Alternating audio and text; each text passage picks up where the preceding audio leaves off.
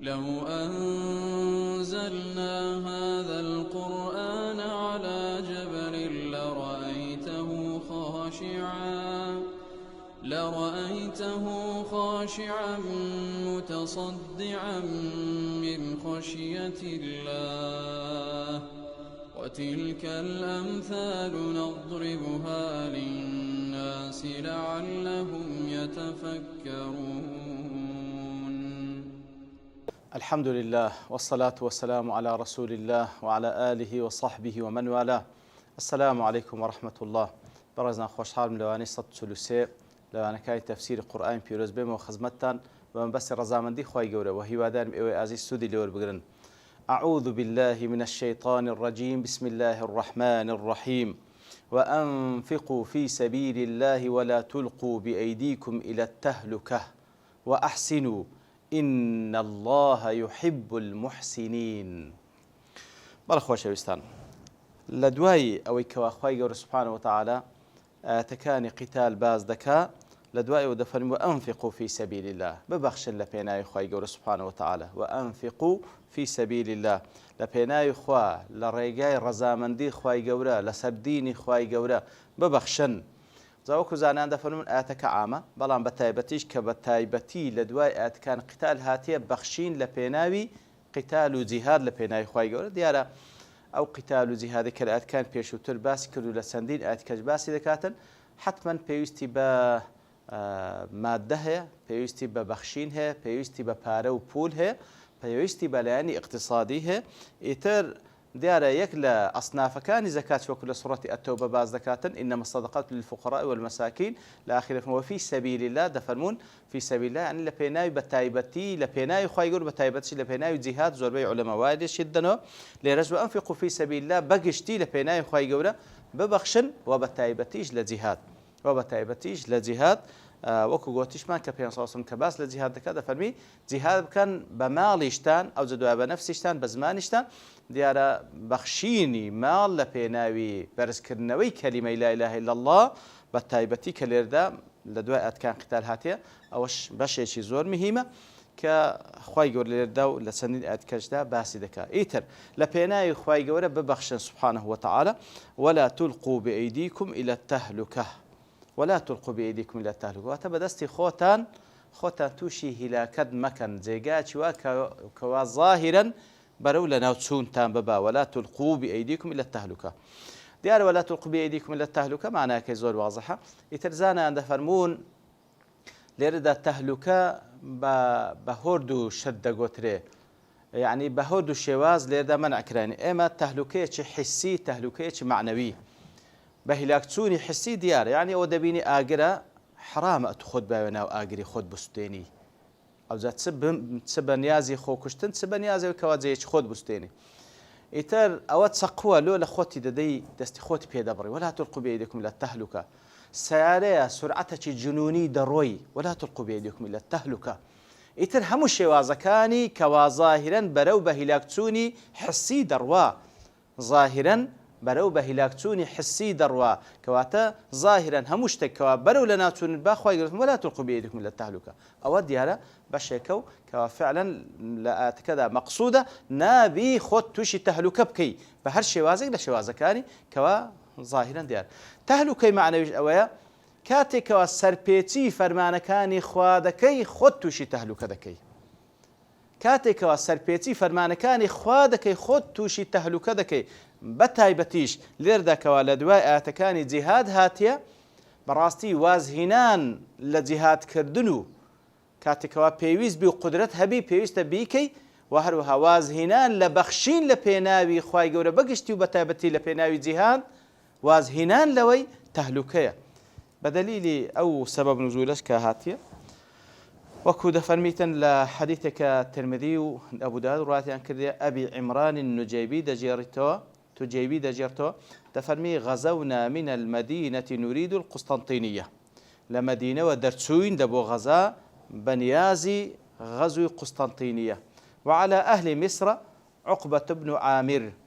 لسر أهل مصر تشيواليبو عقبة كري عامر رضي الله عنه وعلى الجماعة لسر أو كوملو جماعة بقشتي عبد الرحمن بن خالد بن الوليد كواتا لسر أو جماعتش كوا أو باسي دكاتن عبد الرحمن كري خالد كري وليد فأخرج الروم إلينا صفا عظيما منهم إتر روبروي روم بوينوا ضل روم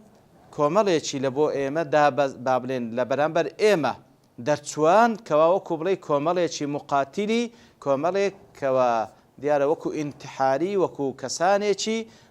بابلين زور بزرقو بأوا هاتن صفا عظيما واتا كوماليشي زور لبو إيما هاتن كوماليشي زور لبو إيما هاتن لناو روم يكان وألصقوا ظهورهم بحائط المدينة يتردل أوانيش بشتيان با دیواری شاری قسطنطینیە داواتە مەبەستیان گەڕانەوە نییە ناگەڕێنەوە هەتا دەکوژرێن کەواتە بەو شێوەی هاتینە فخرج إليهم من المسلمين مثلهم أو أكثر تەماشاک لە بەرامبەردا جەیشی مسلمانانیش زۆرە دەڵێ لە بەرامبەر ئەوانیش ئەوان چەند بوون هەندەی وان لە مسلمانان دەرچوو یان زیاتریش لەوان بەرامبەریان دەرچوون ڕووبەڕۆیان ببنەوە ئەو جادە لەو کۆمەڵێکەوە لەنا مسلمانان دەرچوون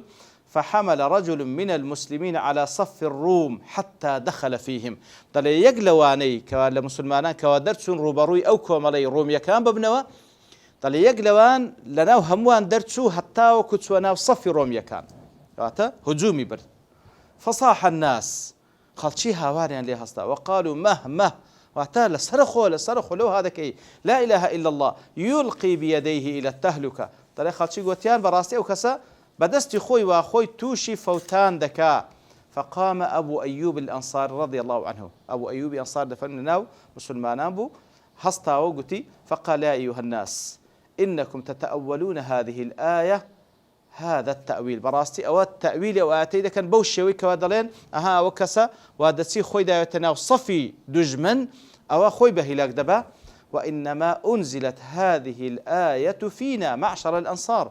بلكو آتلسر أونية أو آتلسر إيمي أنصارية كان دابزي لما أعز الله الإسلام وكثر ناصرو كاتك وأخوي قول سبحانه وتعالى أو إسلامي عزيز كرد أواني كوا بابلين هاتنا نايو إسلاميا بسر دي خز مسلمان زوربون قال بعضنا لبعض هندق لأيما بهندق لو انترمان قلت لأنصاري كان سرا دون رسول الله صلى الله عليه وسلم بنهيني ببي بيغم صلى الله عليه وسلم قسما لبين يكتركر دل قتمان إن أموالنا قد ضاعت براستي إما أو تنصاريك وعلى خدمة النبي صلى الله عليه وسلم خليشي جهاد بوين أقام لمالكان ما نما مالكان من هموي فوتا وإن الله قد أعز الإسلام وكثر ناصروه فلام استا الحمد لله خواهي قول سبحانه وتعالى إسلامي عزيز كردية أواني كديرنا إسلام زورا فلو أقمنا في أموالنا فأصلحنا ما ضاع منها ديبا أما بروكك تفرق لبو مالكي خوما بكينو أو كوالا دستمان سو هول بدين بدستي بينوا فأنزل الله على نبيه صلى الله عليه وسلم يرد علينا ما قلنا يترخواي قولا أو آياتي دابزان ردي إيمي داو كوا إيمي وقسما كردبو كوا خواي قول فنوي وأنفقوا في سبيل الله ولا تلقوا بأيديكم إلى التهلكة خواي قولوا آتي دابزان فكانت التهلكة أو جاء أبو أيوب هذا له خواي الرازبي تهلكة أو أبو أن نقيم في أموالنا ونصلحها وندع الجهاد تهلكة أو أبو كإما خريج مالكان خوما بين وازل جهاد بينين قال أبو عمران فلم يزل أبو أيوب شاخصا يجاهد في سبيل الله حتى دفن بالقسطنطينية أو جاء أبو عمران دل أبو أيوب كأوها أو آتي لك داوة دل أبو أيوب أنصاري خوالي رازيبي تفرمي هل بيش وبو لصف كان جهاد حتى وكو شهيد بو لقسطنطينية لوين درين يشترى بهر حال كواتا أو كما بس اللي وأنفقوا في سبيل الله ولا تلقوا بأيديكم إلى تهلكة كواتا تهلكة حسي ومعنوي هي وكو قتمان تهلكة حسي وديارة هر شيء كي كواب تماي فوتانت بالتحقيق أو براستنا هيمان لكرا وهروها تهلكة معنوي أوي كبراستي وازل فرمانة كان خوابينين بتايبتي كليرة دا باز لسياق كان جهاد وقتال هاتيا براستي كاتك ومسلمانان وازيان لقتال لجهاد هنا دجمنانيا مسلط دبن بسريان دا زليليان دكن ديان توسنوا نابنا خاون هيت ندين وندنياش يتر او تهلكه براستي بلام ئەگەر قدرت بابنە قدرت هەبی فەرضە لەسەریان وەکو گوتمە کە حکمی جیهاد حکمی قتال لە پێناوی خۆی گەورە فەرضی کفایە لە هەندێک حاڵ بتە فەرضی عین بەڵام گرتوانانە وەکو گوتمان کە لەسەر لا دەکەی وەکو گوناح بەڵام پێویستە لە دڵ و دەرون و هەر لە دڵ و دەرونت بی کەوا لە پێناوی خۆی گەورە ئامادەبی بجەنجێ ئیتر ئەگەر توانات هەبوو نەشت کرد ئەوە بەڕاستی بەرەو تەهلوکەت دەبا لەبەرەوەی ئەگەر وەکو هەندێک دەزانە دەفەرمن ئەگەر جیهاد و قتال لە پێناوی خۆی گەورە تەکالیفی هەیە لەوانەیە ڕوح ببەخشی ماڵ ببەخشی بەڵام قتال نەکردنیش خۆ تەکالیفی هەیە زەلیلیش تەکالیفی زۆرە لەبەرەوەی کەسانێکی زاڵم ئەو جارە وازت لێ ناین خۆ بۆی واز لێ نان کە تو دانیشتی ئیتر بە هەر حاڵ وازهینان لە فەرمانەکانی خۆی گەورە جێبەجێ نەکردنی فەرمانەکانی خۆی گەورە بەرەو تەهلوکەت دەبا ئەوە لەلایەنی معنەویەکەی ئەو جە دەفەرمێ ئەحسین و ئیحسان بکەن چاکە بکەن دیارە ئیحسان هەم لەگەڵ خوا سبحانه وتعالى هەم لەگەڵ خەڵکی و ئەحسین و ئیحسانکردن لەگەڵ خوا سبحانه وتعالى وەکو پێغەمبەر صلی الله عليه وسلم دەفەرمی ئەوەیە والإحسان كاتك وبرسال لك أن تعبد الله كأنك تراه فإن لم تكن تراه فإنه يراك تاكرد إحسان لقى لخزمة خواي جور أويك أو هابي برستي كأنك تراه بو يقيني ببرس كأنما لبيش ساوت لك قال وشك خواي جور غيب ونايبين سبحانه وتعالى خو أجر أو قناعته يقينشني كأنما بتساي خد يبيني فإن لم تكن تراه فإنه يرى أو يقينته بك بالتأكيد خواي جور تدبيني سبحانه وتعالى أو التعامل لقى خوا أو هابي لەگەڵ مەخلوقینیش ئیحسان و چاکەکار بن بە تایبەت وەکو زانان دەفەرمون ئیحسان و چاکردن لەگەڵ مەخلوقین ئەوەیە ئەن تحسن إلى من أساء إليك بەرامبەر بە حقوقی شخصی خۆت ئەوەی کەوا خراپەش لەگەڵ کردی ئەتو هەوڵ بدە چاکەی لەگەڵ بکەیت ئەوەی کە چاکە لەگەڵ دەکەوە قەردە واجبە لەگەڵی چاک بیەوە بەڵام هونەر لەوەیدا ئەوەی کە خراپەش لەگەڵ دەکە بتوانین چاکەی لەگەڵ بکەیت ئەوجا إن الله يحب المحسنين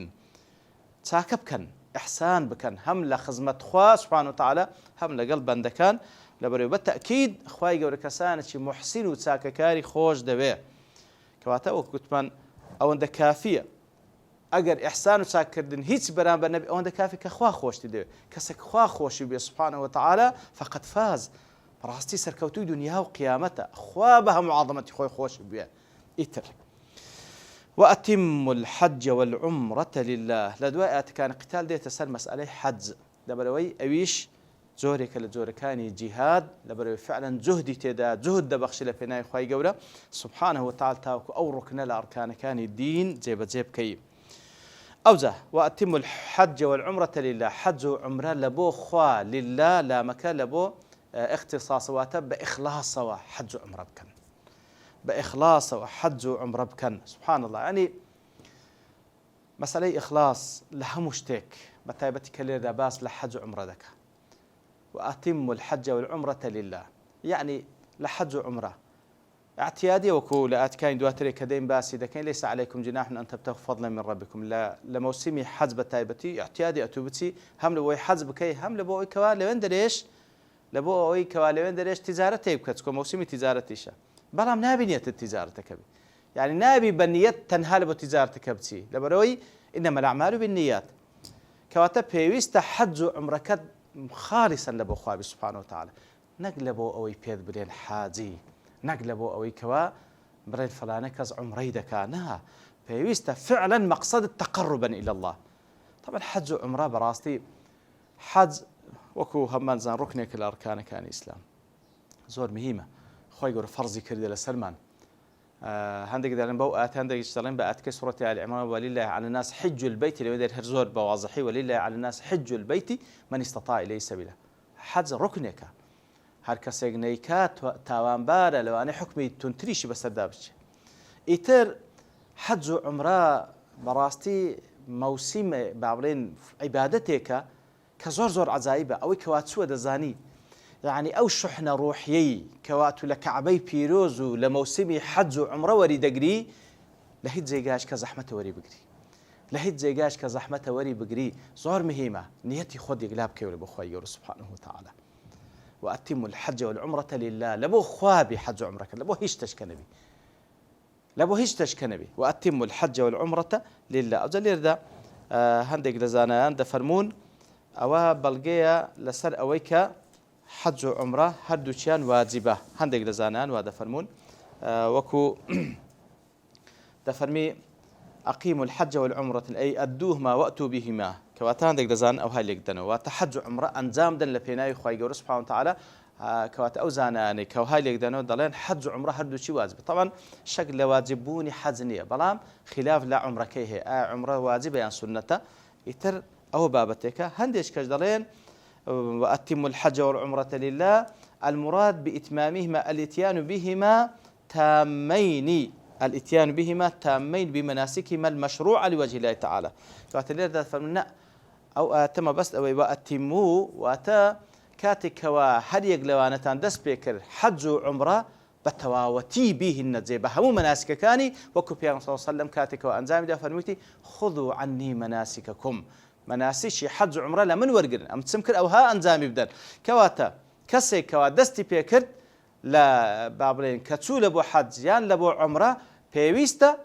لوين دريت توايب كا بو شوي كوا بيغمبر صلى الله عليه وسلم انزامي ده بو مناسكاني كوا بيغمبر صلى الله عليه وسلم انزامي ده او خالصا لله سبحانه وتعالى كواتا لير ده فرمون باز لواجبوني حج عمرناك واجبوني حج لاتكي سوره ال عمران واجبوا ولله على الناس حج البيت من استطاع اليه سبيلا بلام عمره ضلين بو اتي بنابته بلقا لسرويك واجبه بلكو والله اعلم حكمي عمرك زوربي علماء لسرينا سنته بلام كلير دا فن مؤتم واتكات كوا دست بيكر بيوست توايب كي كتسوي دست بيكر بيوست توايب كي نايب بني وتسلي بزيبيلي نايب بني وتسلي بزيبيلي كوكو لاتكا زياتر جرون دبيتو يتر والله اعلم حكمي عام او كوا عمره سنته حجش واجبه كزوجتي كلات كما بپشتواني خوي گورا لا وانا كان داهاتو ان شاء الله دين وخزمتي وزياتر باسيل ودكين وصلى الله وسلم على نبينا محمد وعلى آله وصحبه أجمعين وآخر دعوانا أن الحمد لله رب العالمين. لو أنزلنا هذا القرآن على جبل لرأيته خاشعا متصدعا من خشية الله وتلك الأمثال نضربها للناس لعلهم يتفكرون